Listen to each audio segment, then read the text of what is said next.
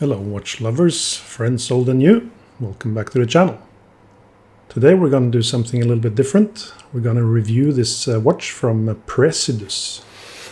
It's a Type A-11 Vincent Speranza. We'll get back to why the watch is named after Mrs. Speranza in a little while. And some of you might also remember the other A11 video I did from Praesidus. As in the other A11, it's a pretty simple watch, so the manual is quite simple. Comes with a warranty card in the shape of military dog tags. And I do believe there should have been an extra strap in the box, but it wasn't.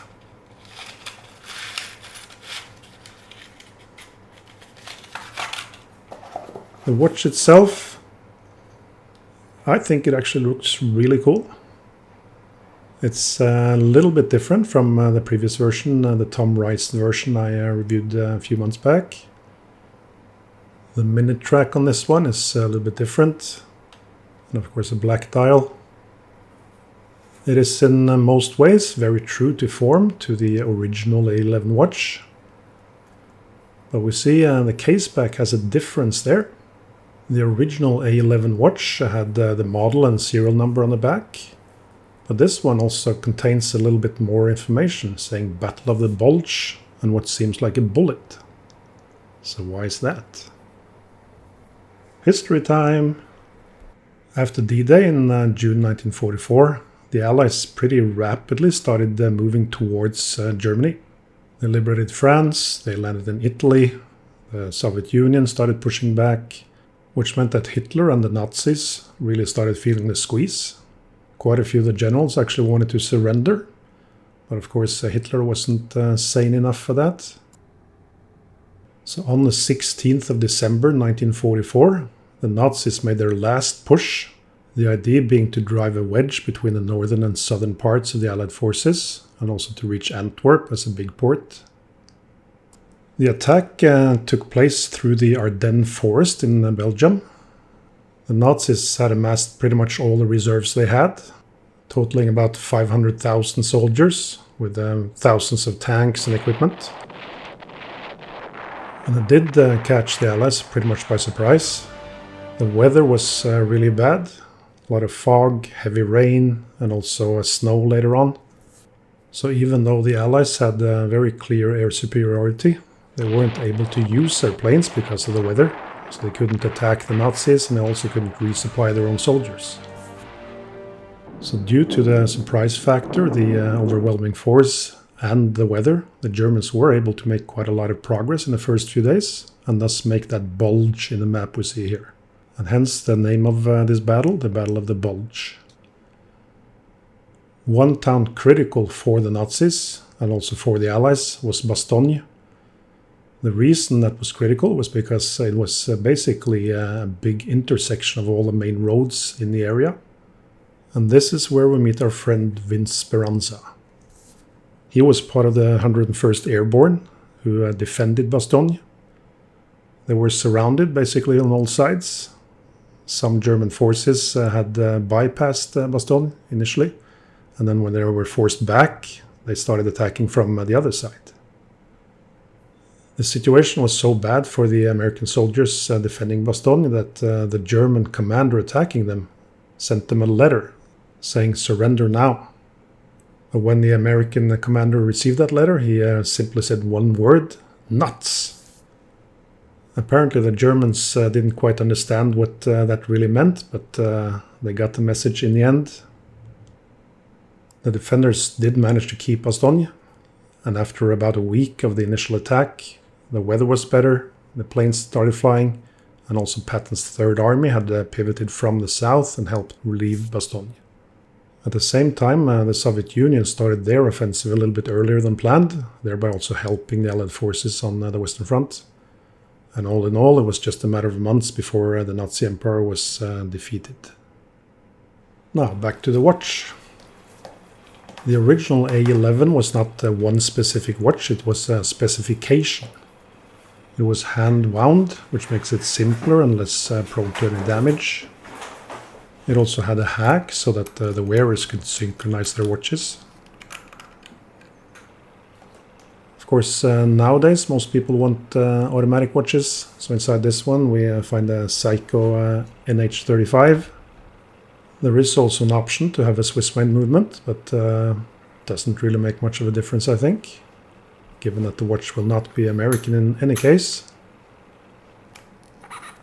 As in the Tom Rice model I reviewed a while back, this model also does not have any sort of markings on the dial. It does not say the producer, does not say the model name and so forth. That is very much in keeping with the original watch from World War II.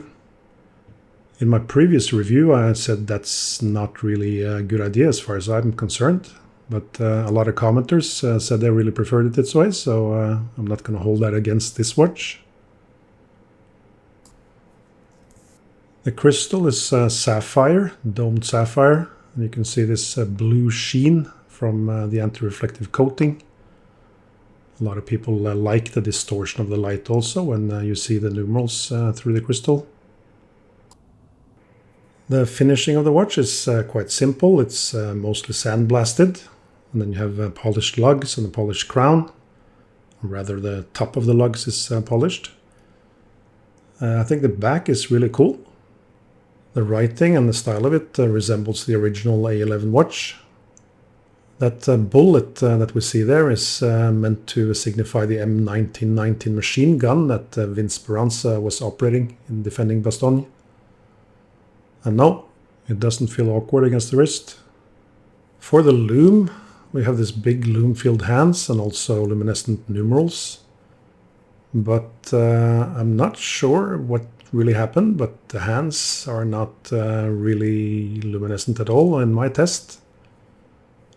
I ran this over 20 minutes, and for the first couple of minutes the numerals were visible, and then after that everything was dark.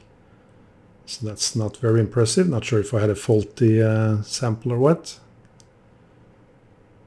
On the wrist, I really like this watch. I think it looks really nice.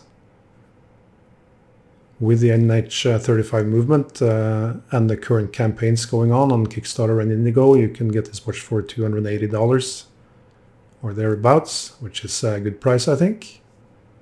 There aren't that many field watches in that price range, so for that money I think this is a really good choice. I did hear some commenters on the previous video saying they had some issues with the customer service at Praesidus, but that was just one or two people, so hopefully that was an isolated incident. All in all then, if we do a simple T account, what works well with this watch is that the design is true to the original. The dial is very legible and I think very nice. It's a really good size at 38 millimeters. You can also get it at 42, but 38 is probably better for most people. For the movement, the Seiko NH35 is probably the standard choice. But if you want to have a Swiss movement, you can pay about $200 more and get an STP version of the 2824. I think the price is good, as I mentioned already. And if you get it in the current campaigns, you also get a lot of additional options, such as a cigar box and the extra strap and so forth. I'll link to those campaigns in the description. I think the watch would be even better with a better lume. That could be something faulty with my review sample, but still. And the second thing is that there's a ghost setting for the date. The movement has the date function, but of course the date does not show on the dial. So when you pull the crown out one notch, nothing happens. So that's a little bit annoying, but I understand the choice. So all in all, I think it's a very nice watch. Good option for the money.